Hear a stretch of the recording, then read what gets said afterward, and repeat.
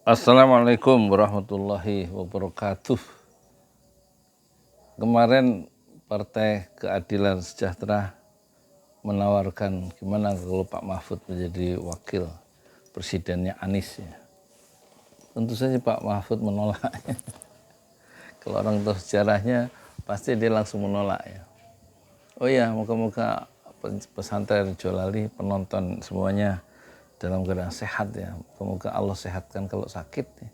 Nggak ada yang bisa kita kerjakan kecuali berbaring dan berzikir ya, dan langkah-langkah untuk berkarya lebih hebat dalam amal soleh di dunia modern ini menjadi sangat terbatas karena sakit ya. Semoga kita sehat dan Allah lindungi kehidupan dunia kita dan Allah lindungi akhirat kita. Allahu waliyuna fid dunya wal akhirah. Allah pelindung kita dalam kehidupan dunia yang fana ini, yang penuh dengan tipuan, penuh dengan intrik politik ini. Dan Allah juga pelindung kita ya dalam kehidupan yang al-hayatul baqiyah, yang kekal abadi, yang tidak akan mati-mati nanti di dalam kehidupan akhirat. Amin amin ya rabbal alamin. Jadi kalau lihat sejarahnya, dulu yang menolak Pak Mahfud menjadi wakil presidennya Jokowi itu siapa? Ada rapat terakhir menurut kesaksian dari Roma Hurmuzi dalam Total Politik podcast yang sebulan yang lalu ya, yang baru saya temukan tadi itu tentang detik-detik detik-detik apa ya, maksudnya detik-detik Pak Mahfud nggak jadi wapres gitu, diganti oleh siapa, Kiai Ma'ruf Amin.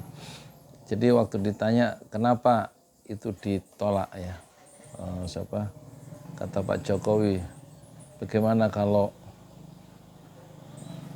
Pak Mahfud jadi wakil presiden, bagaimana tanggapan Surya Paloh? Kata Surya Paloh dengan tegas, kata Romi itu menjawab Pak Jokowi dalam rapat yang dihadiri oleh 4 ketua partai, ketua umum partai, yaitu ketua umum partai Golkar Erlangga Hartarto, ketua umum partai Nasdem Surya Paloh, ketua umum partai siapa itu, partai lupa, dan ketua partai P3 ya. Oh, Caimin ketua PKB, ketua umum PKB. Kata Pak Nasdem, Pak Jokowi, Mahfud MD itu adalah ketua tim sukses dari Prabowo. Dan selama 4 tahun ini dia tidak berkeringat. Atas dasar apa kita memposisikan atau memberikan dia kedudukan wakil presiden? Jadi Surya Paloh tegas menolak wakil presiden dari Pak Jokowi adalah Mahfud MD. Itu alasannya. Kemudian Caimin bagaimana? Oh, Pak Hartarto dulu.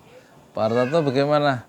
Pak Hartarto sebagai ketua umum Partai Golkar bilang, loh, dulu tahun 1998 di awal Orde Reformasi, zaman reformasi, Pak Mahfud lah yang punya ide untuk membubarkan Golkar, Partai Golkar pada tahun 1998.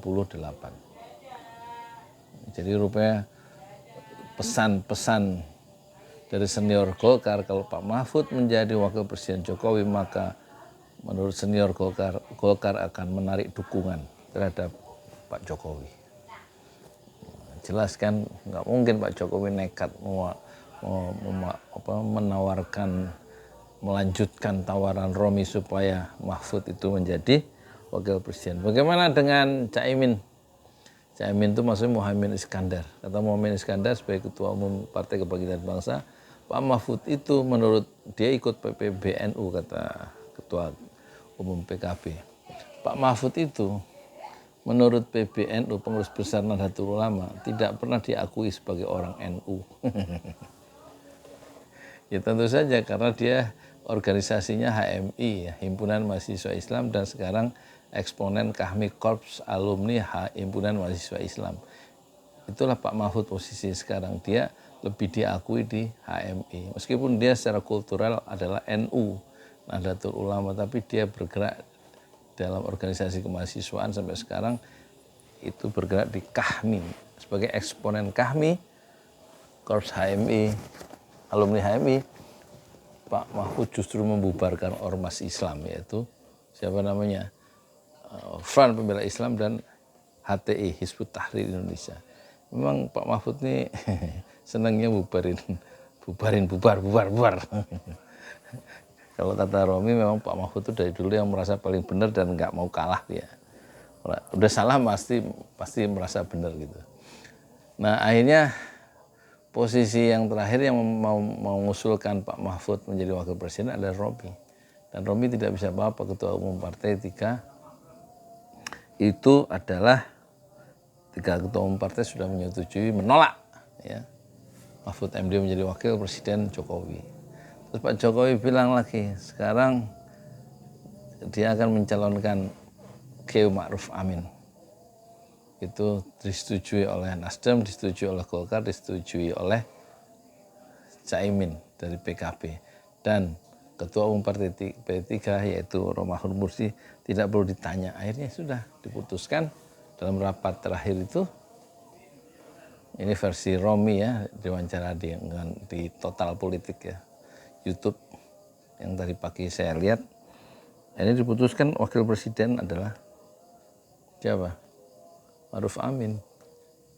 Ya, sepakat ketua umum partai itu. Tentu kecuali Romahur Mursi, ketua umum P3 yang kemudian dia kena kasus masuk penjara gara-gara kasus apa? Jual beli jabatan ya. Kena dapat gratifikasi, pokoknya masuk penjara lah. Romahur Mursi memang hidup tidak terduga jalannya ya. Sebagai orang yang sangat dekat dengan Jokowi, artinya dia sangat dekat dengan para narapidana ya di lembaga permasyarakatan. Di Cipinang apa di Sukamiskin ya, Romahur Mursi itu loh. Nah sekarang kalau kemarin PKS nawarin mungkin bercanda juga, Partai Keadilan Sejahtera menawarkan gimana kalau Mahfud menjadi wakil presiden dari Anies Baswedan. Mungkin tentu Pak Mahfud langsung menolak karena dia tahu di situ pendukung Anies, partai pendukung Anies adalah Nasdem, Surya Paloh yang dulu menolak dia sebagai wakil presiden. Nggak mungkin dia nekat ya. Apalagi Demokrat lebih tahu siapa Mahfud MD. PKS juga pura-pura aja sih sebenarnya nawarin siapa namanya Mahfud jadi wakil presiden. Ya kalau dia betul-betul memasukkan faktor Mahfud dalam koalisi perubahan untuk persatuan,